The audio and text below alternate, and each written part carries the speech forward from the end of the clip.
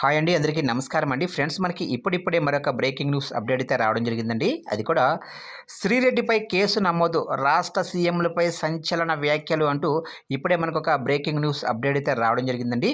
అయితే ఇందుకు సంబంధించిన పూర్తి వివరాలు అయితే మన వీడియోలో తెలుసుకుందామండి.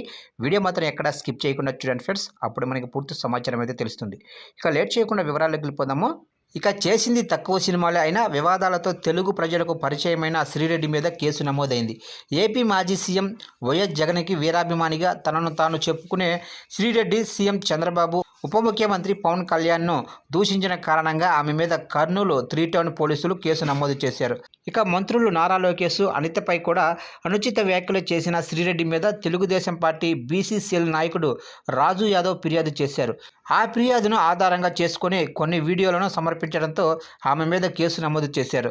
ఒకానొక సమయంలో కాస్టింగ్ కౌచ్ అంటూ పెద్ద ఎత్తున టాలీవుడ్లో కలకలం రేపిన శ్రీరెడ్డి తర్వాత తన మకాం చెన్నై మార్చిన సంగతి కూడా తెలిసిందే. అయితే వైసీపీ మద్దతురాలిగా ఉంటూ వస్తున్న ఆమె ఆ పార్టీకి మద్దతుగా పలు వీడియోలు రిలీజ్ చేస్తూ వస్తుంది. అయితే ఆ వీడియోలలో టీడీపీ నేతలను అసభ్యకరంగా దూషించడంతో రాజు యాదవ్ ఈ మేరకు కేసు నమోదు చేసినట్లుగా తెలుస్తుంది. కేవలం నేతలను మాత్రమే కాదు, వాళ్ళ కుటుంబ సభ్యులను కూడా కించపరిచే విధంగా ఆమె మాట్లాడుతుందని ఈ సందర్భంగా రాజు యాదవ్ పేర్కొన్నారు. ఇలా సోషల్ మీడియాని ఆధారంగా చేసుకుని కుటుంబ సభ్యులను కించపరిచే విధంగా మాట్లాడటం ఏమాత్రం కరెక్ట్ కాదని, కేవలం విషపు ఆలోచనలు ఉన్నవారు మాత్రమే ఇలాంటి పనులు చేస్తారని ఆయన అన్నారు.